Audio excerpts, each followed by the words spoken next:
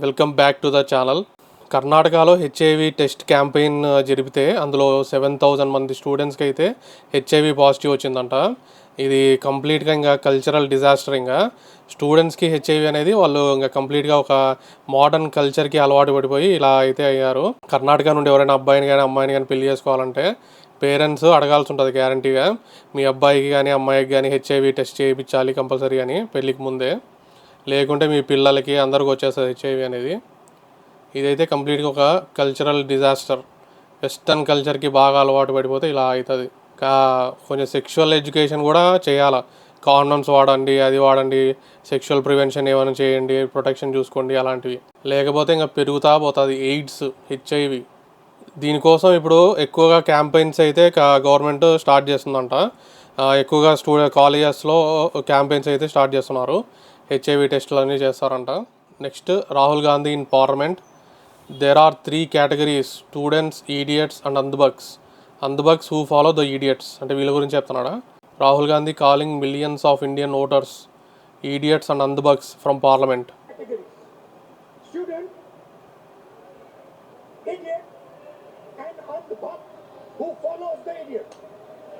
అంటే కాంగ్రెస్ అంటున్నాడు.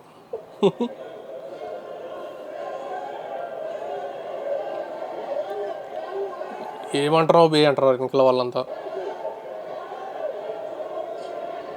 అపోజిషన్ వీళ్ళు కూడా బీజేపీ వాళ్ళు మీరు అందనమాజీ అన్నారనుకో ఇంకా పెద్ద గొడవ అయిపోతుంది అప్పుడు. ఇది సిజేపీ ప్రొటెస్ట్ ఫెయిల్ అయింది, నరేంద్ర మోడీని దించలేకపోయినామని చెప్పి ఫుల్ ఫ్రస్ట్రేషన్లో ఉన్నాడు రాహుల్ గాంధీ. ఇది ఒకటి, మైక్ ఆన్లోనే ఉంది కానీ మైక్ ఆఫ్లో ఉంది అని వస్తున్నారు. స్పీకర్ ఏమో మైక్ ఆన్లోనే ఉంది చూడంటే అప్పుడు ఆఫ్ చేశాడు మళ్ళీ.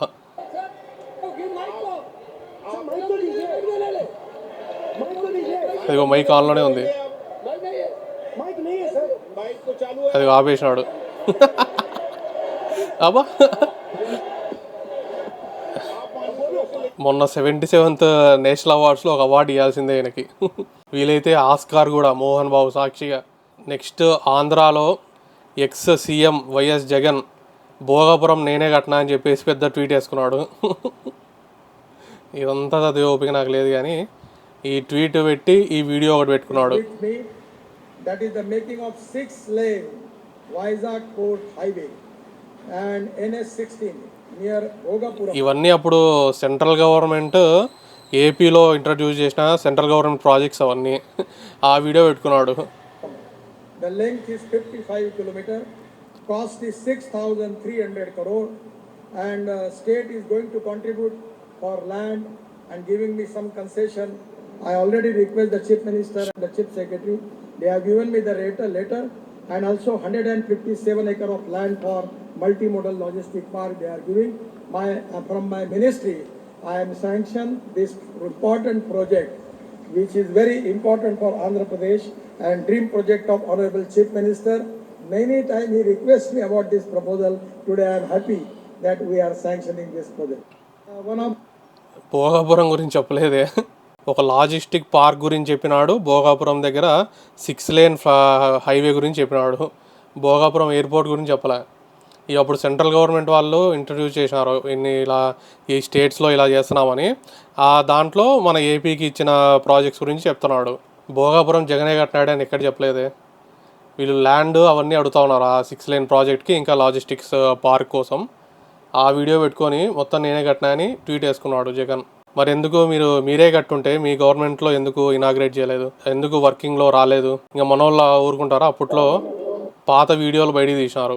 ఉన్న విశాఖపట్నం ఎయిర్పోర్ట్లో మధ్యాహ్నం పూట పోతే ఈగలు తోలుకుంటున్నారు.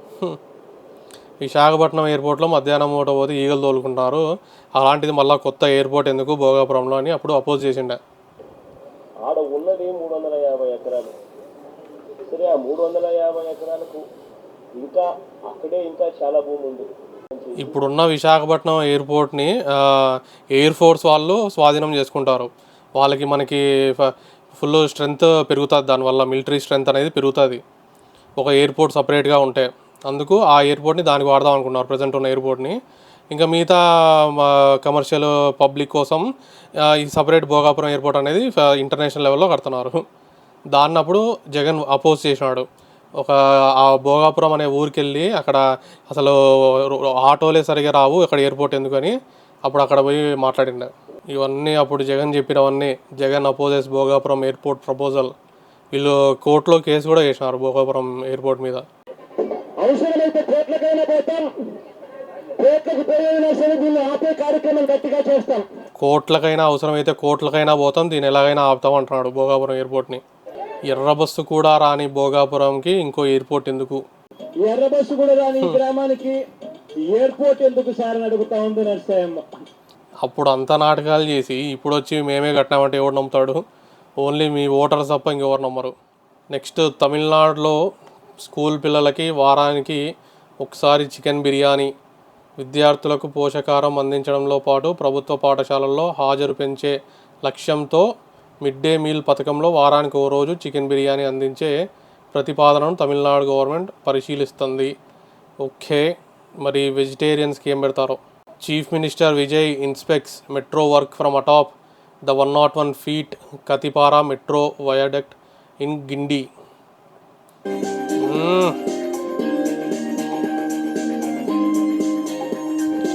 మంచి సూటు బూటు వేసుకొని వచ్చాడుగా.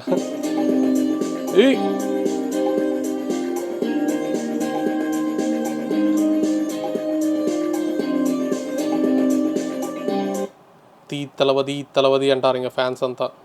Next DMart enters pharmacy retail and is offering A 20% discount on medicines. ఇంకంతే, ఇంకా మిగతా మెడికల్ షాప్స్ అంతా కష్టమే. కానీ ఇంకా ఇక్కడ ఫుల్ రష్ ఉంటారు కాబట్టి ఆ రష్ ఆ గోలా భరించలేని వాళ్ళు మిగతా షాపుల్లో కొంటారు. కానీ ఇది కాంపిటీషన్ కమిషన్ అని ఉంటుంది కదా, దాన్ని అదేం చేయదా. వీళ్ళు ఇలా ఇంత ఈ రేంజ్లో కమిషన్లు డిస్కౌంట్లు ఇస్తూ ఉంటే మిగతా వాళ్ళకి లాస్ కదా. శ్రీమతి పావలా శ్యామల గారి ఆత్మకు శాంతి చేకూరాలి. ఓకే, ఆమె చనిపోయింది పాపం. మొన్న ఆయన దిల్ రాజు హెల్ప్ చేసిండే కదా, ఎవరు వాళ్ళంతా వదిలేశారని చెప్పి. ఆమె అయితే ఫైనల్గా చనిపోయింది. Rest in peace. నెక్స్ట్ ఇది హెచ్సిఎల్ది ఏదో 50th anniversary సెలబ్రేషన్స్లో వీ వాంట్ హైక్ అని హెచ్సిఎల్ ఎంప్లాయీస్ అంతా అరుస్తూ ఉన్నారు.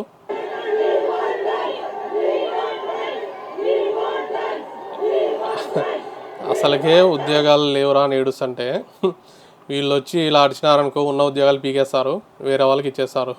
Next top 20 cheapest cities to live in the world అంట. ఫస్ట్ బెంగళూరు అంట.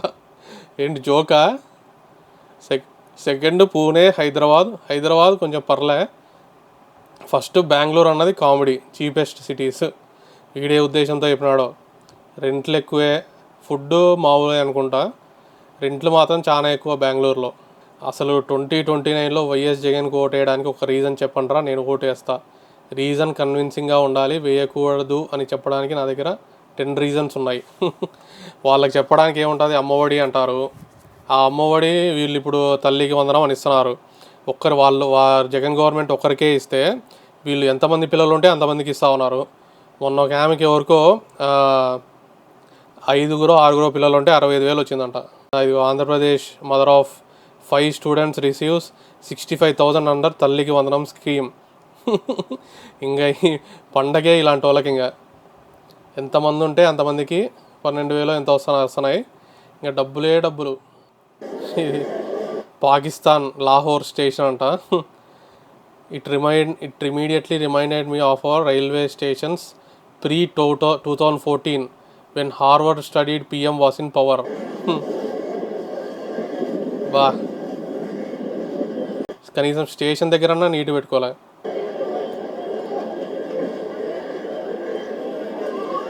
మనవి కూడా అద్భుతంగా ఉన్నాయని చెప్పాను కానీ ఇంత వరస్ట్ అయితే ఉండవు. మన గవర్నమెంట్ ఎంత నీట్గా పెడదాం అనుకున్నా కానీ పబ్లిక్ ఉండని అట్లా.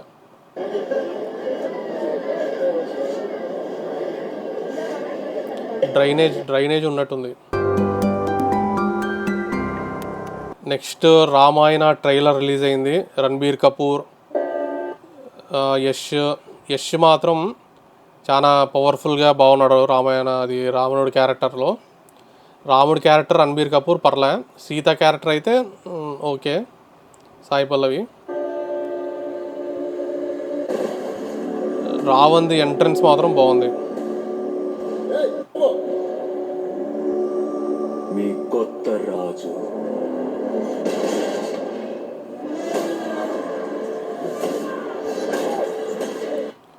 విజువల్స్ కూడా ఇంప్రూవ్ చేసినారు. అప్పుడు రిలీజ్ అయిన టీజర్ కన్నా ఇప్పుడు కొంచెం విజువల్స్, సీజీ వర్క్ అంతా బాగా అయితే కనబడుతుంది.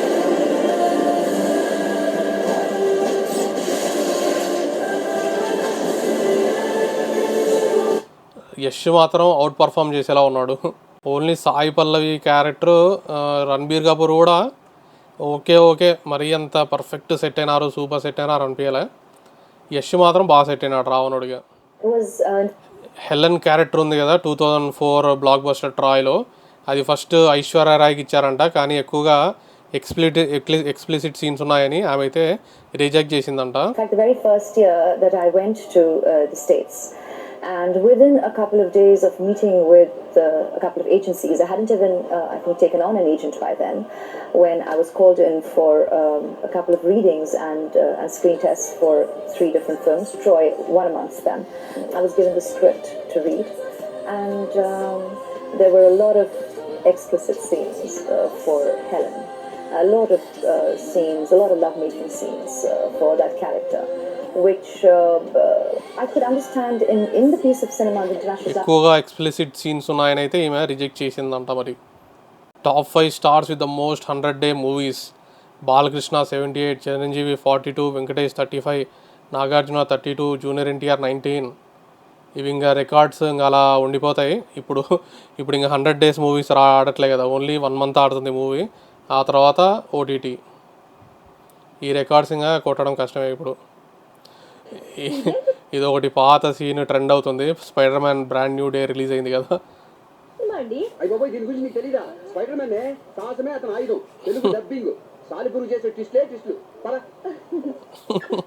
ఫుల్ టికెట్స్ అన్నీ హౌస్ఫుల్ రా బాబు.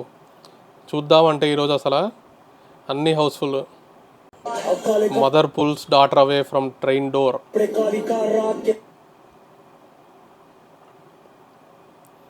ఏయ్ పెరుగు అట్లే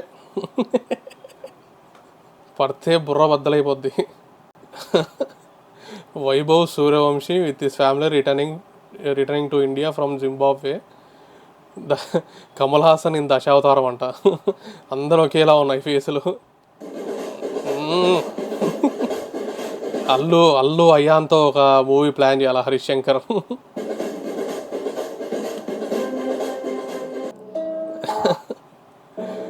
Last footage of Black Khan of Mongolia visiting the Ming dynasty for the first time in the year 1440. Speed.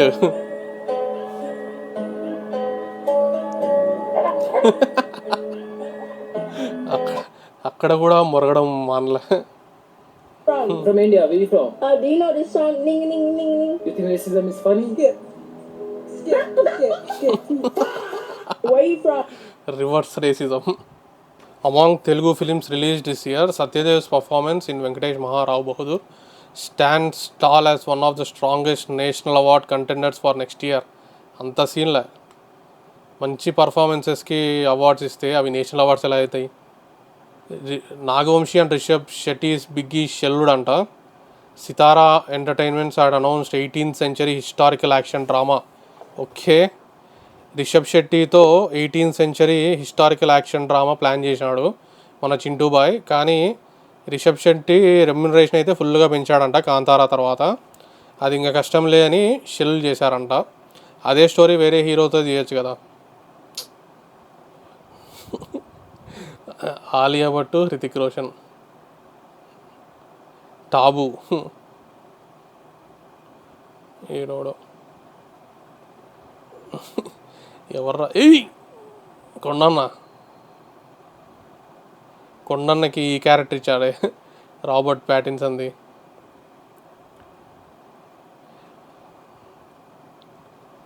Okay, average. చిత్ర విడుదల సందర్భంగా ఇవే మా హృదయపూర్వక శుభాకాంక్షలు. హాలీవుడ్ ఇంకా ఆర్టీసీ క్రాస్ రోడ్స్ రికార్డులను బెంగాలని మనస్ఫూర్తిగా కోరుకుంటూ స్పైడర్ మ్యాన్ యువసేన అంట. బొట్టు కూడా పెట్టినారు దండేసి. Hollywood cutout Varun తేజ్ది.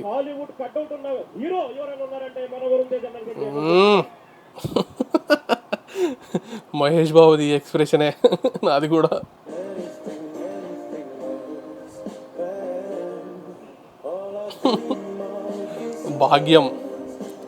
భాగ్యం కూడా రిప్లై ఇచ్చిందే ఆవు అని, ఓ అని.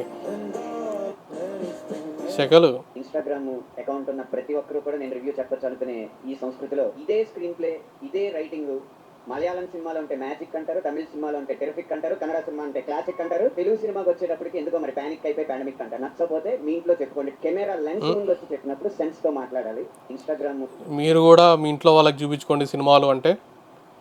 ఎందుకు కెమెరా లెన్స్ ముందు వచ్చినప్పుడు సెన్సిబుల్గా మూవీస్ తీయాలి అంటే జనాలు. ఇన్స్టాగ్రామ్ ఉన్న ప్రతి ఓడు రివ్యూ చెప్తున్నాడు అంటే దాన్నేగా మరి ఫ్రీడమ్ ఆఫ్ స్పీచ్ అనేది. మరి ఆ ఫండమెంటల్ రైట్ని తీసేయాలంటే కోర్టుకి వెళ్ళండి. కోర్టులోకి వెళ్ళి ఇలా రివ్యూస్ ఇస్తున్నారు ఆపేయండి అని చెప్పండి. అప్పుడు మీకే బాగా చేసుకుంటారు కోర్టులో. అది ఫ్రీడమ్ ఆఫ్ స్పీచ్ రా అని చెప్పి, హౌలే అని చెప్పి. ఎవడికాడు ఇంట్లో చెప్పుకోవాలంట. మీరు కూడా ఇంట్లో సినిమాలు తీసుకొని ఇంట్లో వాళ్ళకి చూపించుకోండి. అయితే ఒక్కొక్కడు మరి 1000 రూపాయలు 2000 టికెట్లు పెట్టి చూస్తారు కదా, ఆ మాత్రం చెప్పకుంటే ఎట్లా? అకౌంట్ ఉన్న ప్రతి ఒక్కరు కూడా నేను రివ్యూ చెప్ప మైక్ పట్టుకున్న ప్రతోడు సలహాలు ఇస్తున్నాడు అంటే చెన్నై లవ్ స్టోరీ చూశాడంట.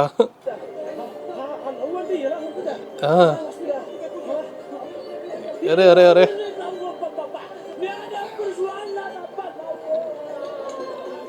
అప్పట్లో ఒకటి ఇలాగే వచ్చి రివ్యూలు చెప్పేటోడు కదా, ఇప్పుడు సినిమాల్లోకి వెళ్ళినాడు. మనోడు కూడా ఆ స్టైల్లోనే మూవీస్లోకి వెళ్దాం అనుకుంటాడేమో. మా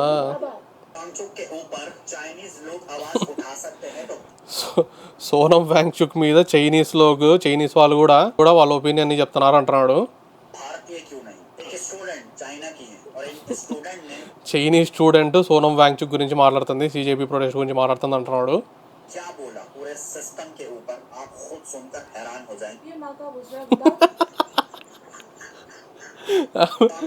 ఆమె నార్త్ ఈస్ట్ ఆమె, చైనీస్ ఆమె కాదు.